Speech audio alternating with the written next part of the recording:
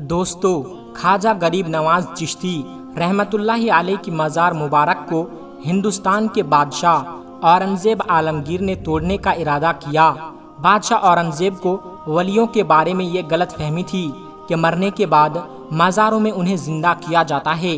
अपनी इसी वहम को दूर करने के लिए बादशाह औरंगज़ेब एक दिन गरीब नवाज की जियारत करने के लिए अजमेर शरीफ पहुँचे और जब अजमेर शरीफ पहुँचे तो अजमेर पहुंचकर औरंगज़ेब ने अपने काजी से कहा कि चलो मान लेता हूँ कि गरीब नवाज अल्लाह के वली हैं, मगर मैं तभी मानूंगा जब मैं उनको सलाम पेश करूंगा और मुझे सलाम का जवाब मिलेगा।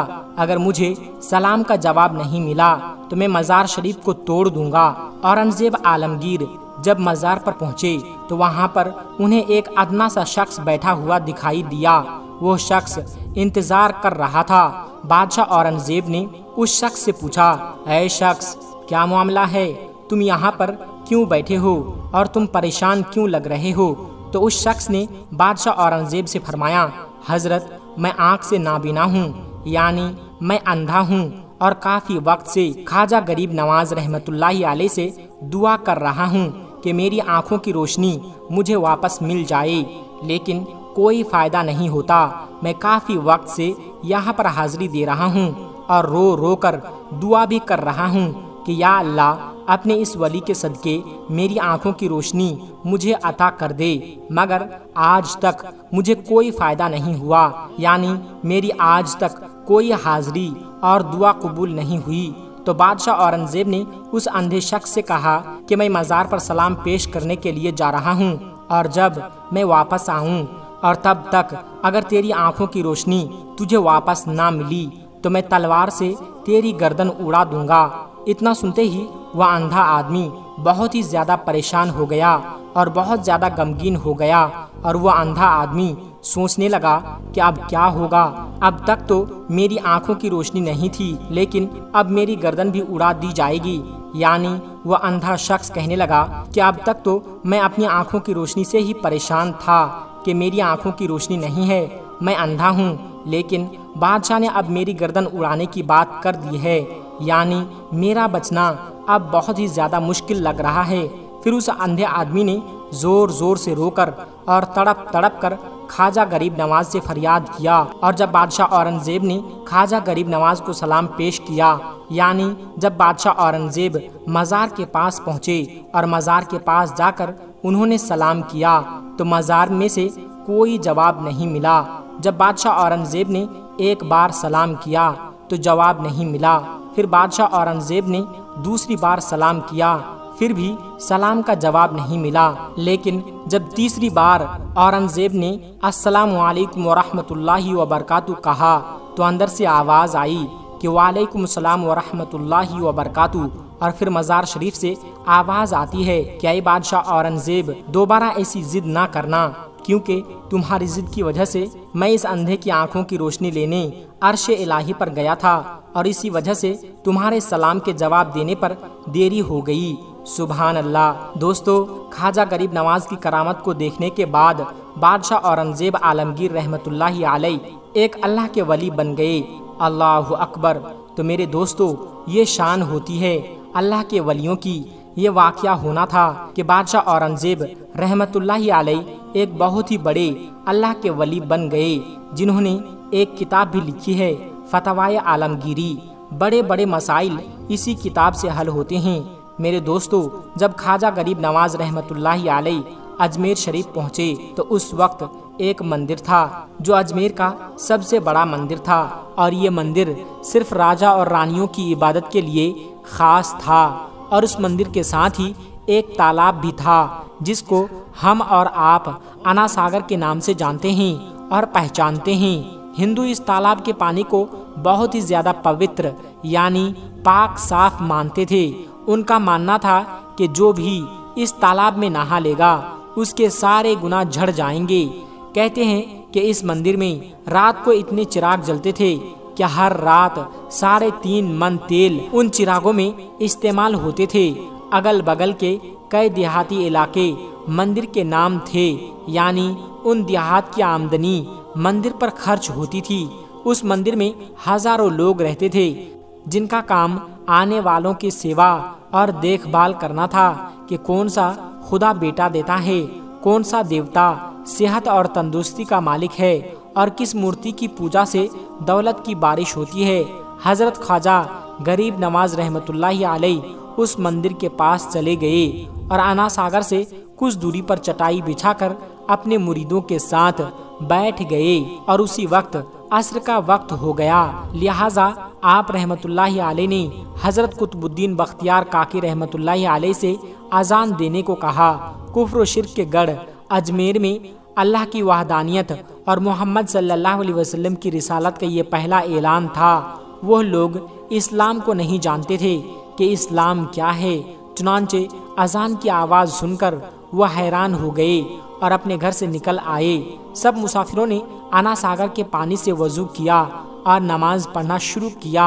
सब हिंदू हैरान रह गए कि सब भगवान तो अंदर हैं, तो फिर ये लोग किस भगवान को पुकार रहे हैं। जब शाम हो गई तो फिर ये लोग किस भगवान को पुकार रहे हैं। जब शाम हुई तो राजा के ऊंट जो दिन में चरने के लिए गए हुए थे अपने चरवाहों के साथ वापस आने लगे। इत्तेफाक से जहां ख्वाजा गरीब नवाज रहमतुल्लाहि अलैह अपने साथियों के साथ बैठे हुए थे वो जगह राजा के ऊंटों के बैठने की जगह थी। चरवाहों ने ख्वाजा गरीब नवाज रहमतुल्लाहि अलैह से कहा, उठो बाबा, ऊंटों के बैठने की जगह खाली करो। आप रहमतुल्लाहि अलैह ने फरमाया, इतना बड़ा मैदान पड़ा है, ऊंट तो कहीं भी बैठ सकते हैं, क्यों मुसाफिरों को तंग करते हो। लेकिन वह ना माने और जिद कर रहे हैं कि ऊंट इसी जगह पर बैठेंगे। आखिर उन्होंने बहुत बदतमीजी से कहा, यह राजा के ऊंटों के बैठने की जगह है और इधर राजा के ऊंट ही बैठेंगे, तुम लोग कहीं और डेरा लगाओ। आखिर आप रहमतुल्लाहि अलैह ने उठते हुए हजरत कुतुबुद्दीन बख्तियार काकी रहमतुल्लाहि अलैह से फरमाया, उठो कुतुबुद्दीन, ये कह रहे हैं कि ऊंटों के बैठने की जगह है, तो चलो ऊंट ही बैठे रहेंगे। ये कहकर आप रहमतुल्लाहि अलैह अपने साथियों के साथ वहां से उठ गए। अगली सुबह जब ऊंटों को चराने का वक्त आया और उनको चराने के लिए जाने लगे तो चरवाहों ने ऊंटों को उठाना चाहा, लेकिन पता नहीं ऊंट तो उठने के काबिल ही नहीं थे। उन्होंने ऊंट को मार मार कर जबरदस्ती उठाना चाहा, लेकिन वो बैठे ही रहे। चरवाहे बहुत ज्यादा परेशान थे कि जो ऊंट उनके एक इशारे पर उठ जाते थे, आज क्या हो गया है, क्यों नहीं उठ पा रहे हैं। आखिर उन्हें याद आया कि कल उस मुसाफिर फकीर ने कहा था कि चलो ऊंट ही बैठे रहेंगे। लोग इकट्ठा होना शुरू हो गए। कोई कह रहा था कि फकीर कोई काबिल जादूगर है और किसी ने कहा कि वो कोई भगवान का अवतार है। धीरे धीरे बात राजा तक पहुंच गई कि एक मुसाफिर फकीर ने राजा के ऊंटों पर जादू कर दिया है। राजा ने ख्वाजा गरीब नवाज रहमतुल्लाहि अलैह को पैगाम भेजा कि तुम कैसे फकीर हो जो बेज़बानों को बांध कर रखते हो, ये बेचारे भूख प्यास से मर जाएंगे, इसलिए मेहरबानी करके अपना जादू वापस ले लो। आप रहमतुल्लाहि अलैह ने फरमाया, हम मुसलमान हैं और मुसलमान बद्दुआ नहीं करते, ना ही जादू करते हैं। जाओ कहो, जिसके हुक्म से बैठे थे उसी के हुक्म से उठ खड़े हो जाओ। अब जो जाकर उठाया तो ऊंट फौरन उठ गए और हिंदुओं की दिलचस्पी उन मुसाफिरों में बढ़ने लगी। 5 वक्त अजान होती और नमाज की अदायगी की जाती। आखिर राजा तक यह बात पहुंच गई। कुछ फकीर आए हैं जो मुसलमान हैं, 5 वक्त अजान देते हैं और हमारे पवित्र तालाब को हाथ मुंह धोकर भ्रष्ट करते हैं, यानी कि नापाक कर देते हैं। और तो और हमारे धर्म के खिलाफ बातें करते हैं, कहते हैं कि मूर्तियां पूजने के काबिल नहीं हैं, यह तो सिर्फ पत्थर हैं, इसलिए इन्हें यहाँ से उठाया जाना चाहिए। राजा ने फकीरों को पैगाम भिजवाया कि तुम लोग मांस गोश्त खाते हो, हमारे धर्म के खिलाफ बोलते हो और तो और हमारे पाक तालाब को अपने हाथ डालकर नापाक करते हो, जो हम बर्दाश्त नहीं कर सकते, इसलिए तुम लोग यहाँ से चले जाओ। आप रहमतुल्लाहि अलैह ने फरमाया कि और भी तो इतनी दुनिया आती है, हमारे पानी पी लेने से कौन सी कमी आ जाएगी। लेकिन वो कहने लगे, वह सब हमारे अपने धर्म के लोग हैं और तुम दूसरे धर्म के हो। आइंदा तुम लोगों ने तालाब को नापाक किया तो हम बर्दाश्त नहीं करेंगे। आप रहमतुल्लाहि अलैह ने हज़रत कुतुबुद्दीन बख्तियार काकी रहमतुल्लाहि अलैह से फरमाया, कुतुबुद्दीन, शायद यह लोग आइंदा हमारे पानी पी लेने पर कोई लड़ाई झगड़ा करेंगे। जाओ एक मशकीज़ा पानी ले आओ ताकि ज़रूरत के वक्त कुछ तो पानी मौजूद हो। लिहाजा हज़रत कुतुबुद्दीन बख्तियार काकी रहमतुल्लाहि अलैह ने उनसे फरमाया कि चलो हम मशकीज़ा भर लेते हैं। वो इस शर्त पर मान गए कि तुम्हारा जिस्म पानी से छूना नहीं चाहिए। हज़रत कुतुबुद्दीन बख्तियार काकी रहमतुल्लाहि अलैह तालाब की सीढ़ियों पर जाकर बैठे और मशकीज़ा पानी में डुबो दिया। जब वो भर गया तो हज़रत कुतुबुद्दीन बख्तियार काकी रहमतुल्लाहि अलैह ने वो मशकीज़ा ऊपर खींचा, लेकिन जो ही मशकीज़ा पानी से बाहर निकाला, आना सागर का पानी सूख चुका था। ऐसा लग रहा था कि आना सागर का सारा पानी मशकीज़ा में बंद हो गया था।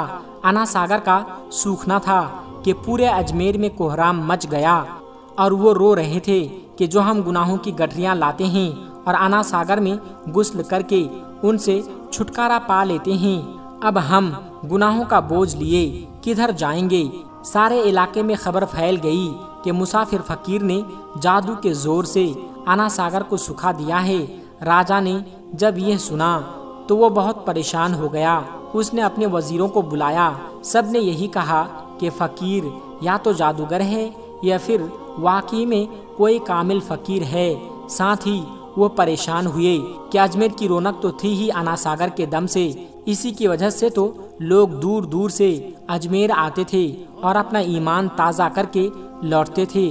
आना सागर के सूख जाने से हिंदू धर्म की प्रचार को बहुत बड़ा धक्का लगा था और ये बहुत ही हैरान करने वाली बात थी। आखिर तय किया गया कि फकीर से बात किया जाए। आखिर वो चाहता क्या है? अगर उसकी कोई ज़रूरत खाने पीने की चीज़ है तो हम मान लेंगे, या फिर सब मर्द, औरतें और बच्चे जाकर फकीर को मनाएंगे कि लोगों को परेशानी से बचा लीजिए और हम पर रहम कीजिए। हम पाप का बोझ उठाए किधर जाएं और कैसे सुकून पाएं। यह काम ज्यादा आसान था। लिहाजा सारे लोग बाबा साहब रहमतुल्लाहि अलैह के पास आए और बोले, बाबा तुम भी वजू कर लिया करना, लेकिन भगवान के वास्ते हमारा आना सागर हमें लौटा दो। आप रहमतुल्लाहि अलैह ने हज़रत कुतुबुद्दीन बख्तियार काकी रहमतुल्लाहि अलैह से फरमाया, जाओ कुतुबुद्दीन, मशकीज़ा वापस तालाब में डाल दो। जो ही मशकीज़ा तालाब में उल्टा गया, आना सागर किनारों तक उछल आया। उस पानी ने कई दिलों को धो डाला। हिंदू कौम की अपनी तारीखी किताबों में भी हिंदू इतिहासकार इस बात को मानते हैं कि उस शाम 32,000 हिंदू कलमा पढ़कर मुसलमान हुए थे। उन हिंदुओं के मुसलमान हो जाने से हिंदू पंडितों और आम हिंदुओं में भी गम और गुस्सा का तूफान उठ खड़ा हुआ था और वो सोच में पड़ गए थे कि फकीर अगर कुछ दिन और इधर रुक गया तो देवी देवताओं का तो नाम लेने वाला भी कोई नहीं होगा। लिहाजा लोगों ने राजा को मजबूर किया कि जल्द से जल्द कुछ किया जाए। राजा ने मंदिर के बड़े पंडित रामदेव को बुलाया और उसे बाबा साहब रहमतुल्लाहि अलैह से मुकाबला करके जल्द से जल्द उन्हें हराने को कहा और अजमेर से बाहर निकाल देने का हुक्म दिया। रामदेव अपने वक्त का माना हुआ पंडित था, जिसके इल्मी काबिलियत की दूर दूर तक धूम मची हुई थी। उसने राजा को यकीन दिलाया कि जल्द ही राजा को कोई अच्छी खबर सुनाएगा। रामदेव बाबा साहब रहमतुल्लाहि अलैह के पास आया और उल्टे सीधे सवालात करने शुरू कर दिए। बाबा साहब रहमतुल्लाहि अलैह चुप रहे।